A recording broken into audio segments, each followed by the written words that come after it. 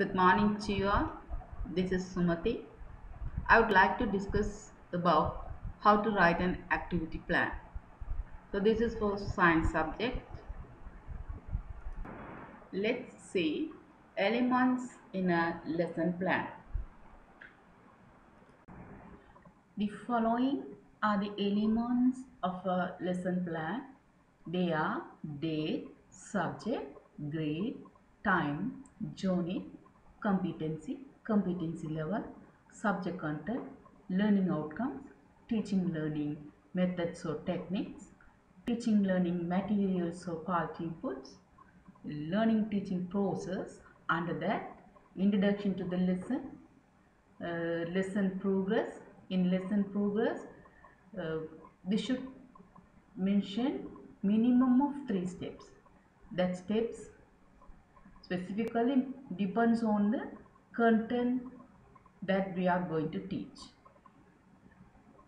Then summary of the lesson and evaluation and feedback, follow-up work, the reflective note of the teacher and supervisor's comments.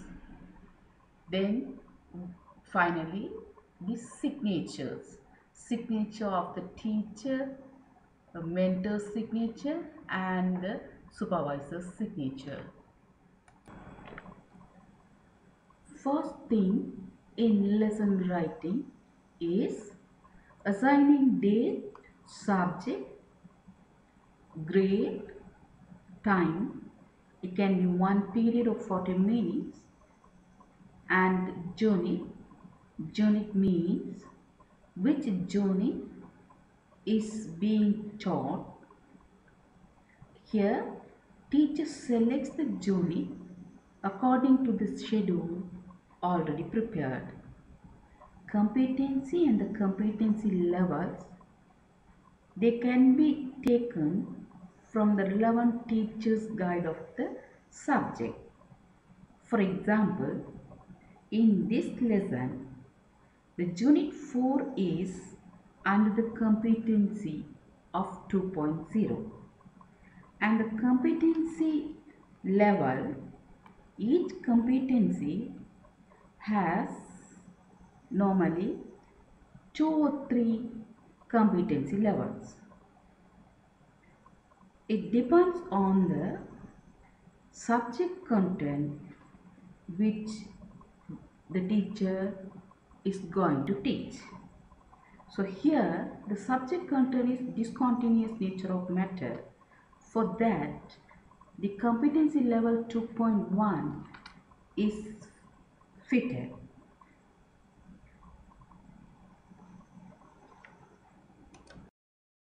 Learning outcomes.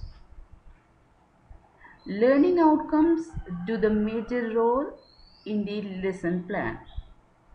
According to Bloom's taxonomy, as you know, while classroom teaching learning part, cognitive, psychomotor, affective domain should be developed. Therefore, in writing learning outcomes, knowledge, skill, attitude-based components are considered and practiced too. In this lesson, for the particular competency level, that is 2.1, in grade 8 science teacher's guide, there are 8 learning outcomes and 8 periods are mentioned. From that, only one is selected because that one is more relevant with its subject content, discontinuous nature. The other learning outcomes are formulated by the teacher according to the relevancy. Here, there are 4 learning outcomes are written. The first one is for knowledge, that is, explain the term discontinuous or particulate nature of matter. The second one is for skill, conduct simple activities to show the discontinuous nature of solids, liquids, and gas. The third, again that for skill, present the completed task sheet of the activities about discontinuous nature of matter. And the final, this is for attitude, express their willingness to involve in doing activities of discontinuous nature of matter. This is teaching learning methods and techniques. According to the lesson content, teacher has the responsibility to select the teaching learning methods, that is the methodologies, teaching methodologies and the strategies or techniques for this particular content, that is discontinuous nature of matter. To learn this, here discussion, guided discovery, demonstration are selected as teaching methods, and the group work, questioning, presentations are used as the technique. Then teaching learning materials or the quality inputs. Here word cards, flashcards, marble balls, white chalks, red ink, watch glass, beaker, small amount of potassium permanganate crystals, body spray or joysticks or NO2 gas cooked in a test tube, writing pens, demise sheets, 11 video clips, laptop, multimedia. These are used as the learning materials or quality inputs. Learning teaching process. This is actually a teacher enters to the lesson progress, and it is the core part or the main part of the lesson. The first one of the lesson plan is the introduction to the lesson. This is lesson introduction part.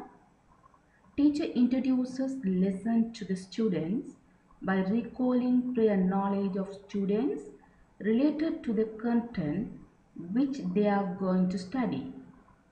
It can be done by using flashcards, word cards, small games, or doing simple activities. Here, students have already known about what is matter, the categories of matter, example for them, and the main one, matter is made up of very tiny particles. The knowledge that matter is composed of tiny particles should be reinforced to take this lesson easily. Therefore, teacher arranged 3 activities for solid, A4 paper, and chalk pieces, for liquid, violet color potassium permanganate solution.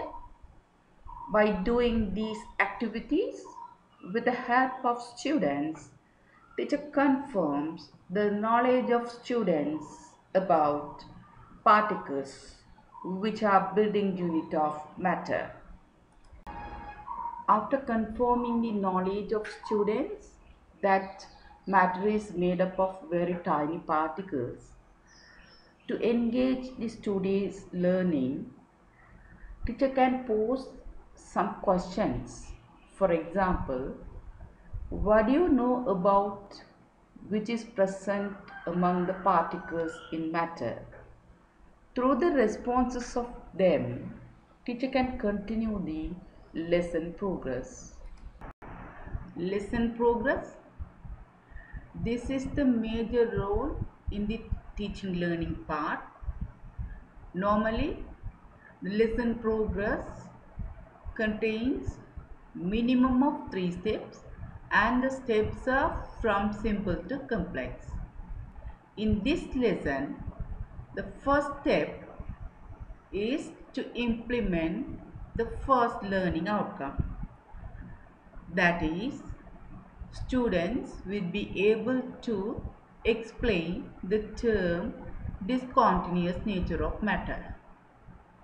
For that, by conducting a simple activity with the help of students, using a beaker, marble balls and water, teacher can engage the students to understand the term discontinuous nature of matter. Here a beaker. Inside the beaker there are marble balls which are very tightly arranged to a level. Teacher gives the instruction such that observe the marbles level in the beaker and ask question like, do you agree that marble balls are very tightly packed inside the beaker, and get the responses. Then pour water into the beaker. While pouring, keep the water level up to the marbles level in the beaker.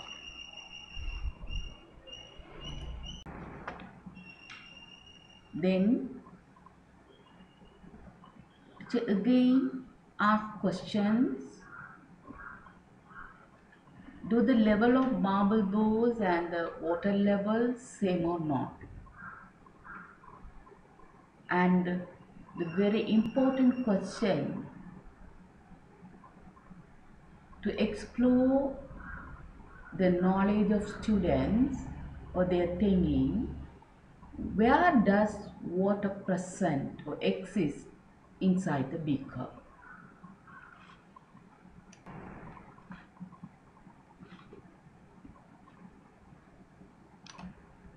According to their answers, teacher can explain the level, both level, the marble level and the water level, both are same.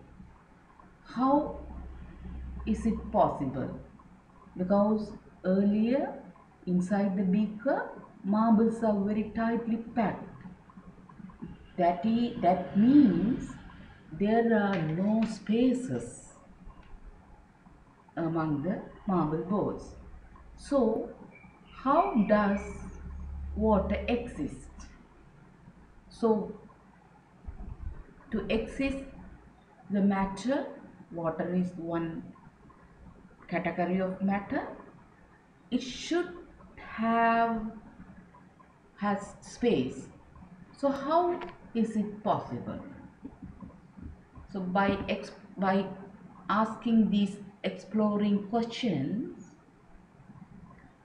students already knew the matter is the collection of particles, and now they have known among the particles there are spaces. So that spaces are known, or that implies discontinuous, not continuous. There is discontinuation. So that discontinuation is exactly same as the spaces. So this is the discontinuous nature of, or the particulate nature of matter. Step 2. This step is related to the second learning outcome, that is, conduct simple activities to show the discontinuous nature of matter. This is actually skill-based learning outcome. In this step, students learn the discontinuous nature of matter by doing simple activities. Here, teacher facilitates them. This activity is to find out the discontinuous nature of solid, and this is for liquid.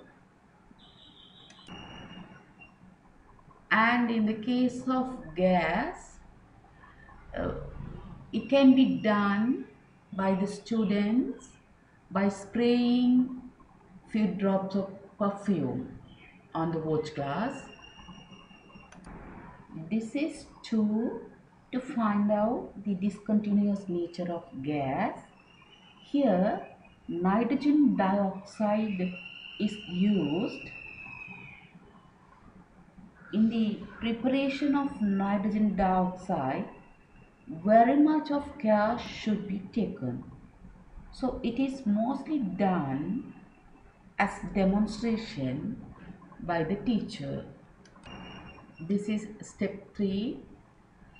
The learning outcome of this step is present the completed task sheets of the activities about discontinuous nature of matter.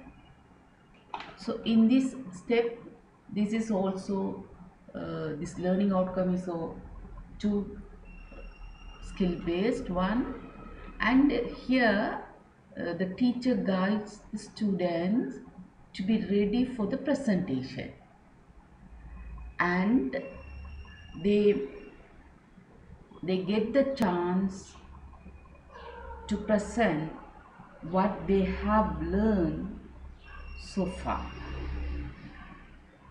Then there is a discussion among the students and the teacher and the students. They will finally get the clear knowledge about the what is discontinuous nature or particulate nature, the definition for that, and the matter, the categories of matter, the solid, liquid, and gas.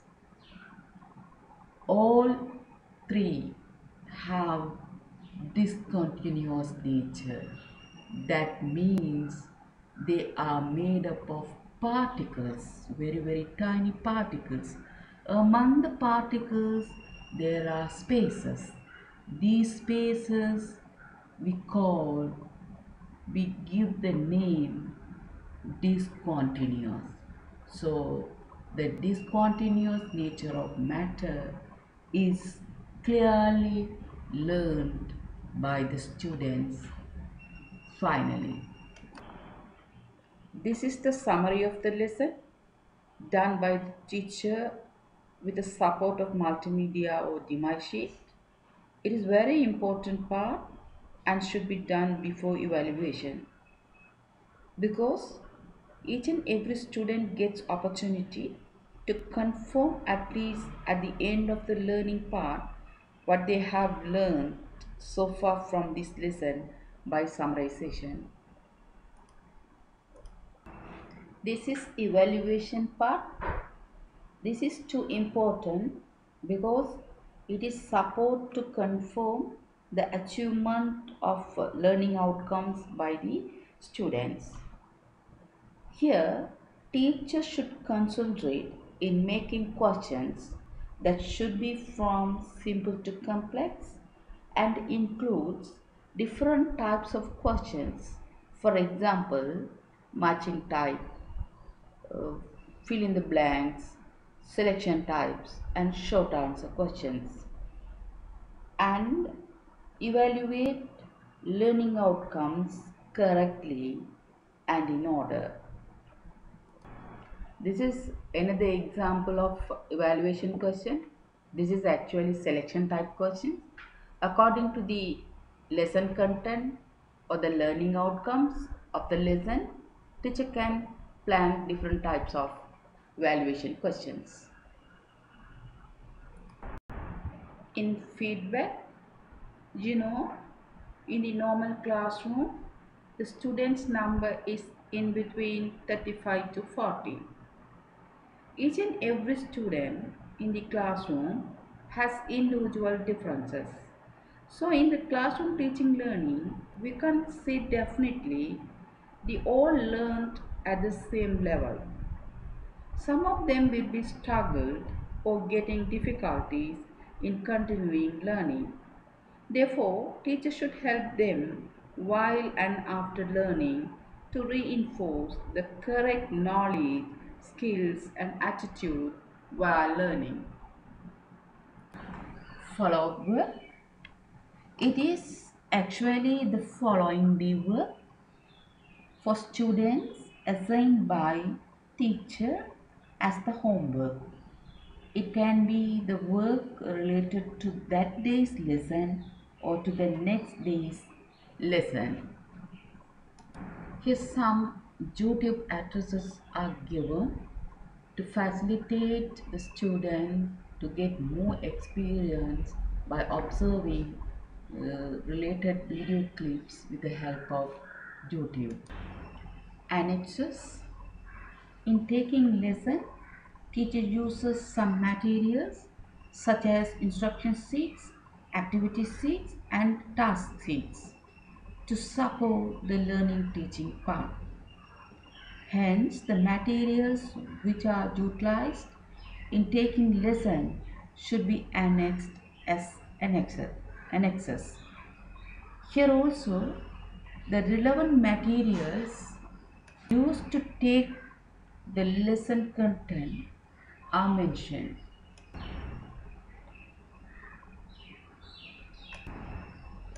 Writing reflective notes is the most important part in the lesson plan after finishing the teaching learning part of the lesson. Here teacher does the self-reflection of the lesson taught. Especially when taking the lesson, what are the positive things and negative things teacher faced? For example, in strength side, the involvement of the students, at which level the learning outcomes achieved, results of the evaluation, students' participation in teamwork and presentation, and self-satisfaction of the teacher, etc. For weakness side, what are the difficulties faced by both the teacher and students while learning? What are the barriers and dissatisfaction of teacher?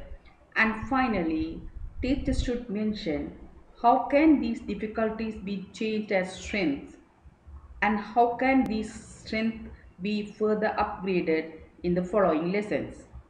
Then supervisor's comments.